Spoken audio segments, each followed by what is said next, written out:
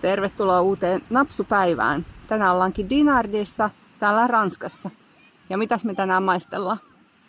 Joo, tultiin pari päivää sitten tuolta Guernseyn saarelta Briteistä ja sieltä lähikaupasta löytyi Jeremy Clarksonin panimon Hawkstone Lager. Maistetaan se.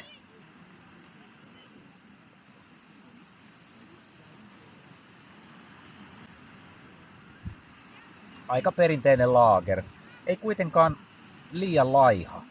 Ei semmonen ehkä suomalaistyyppinen Sandels.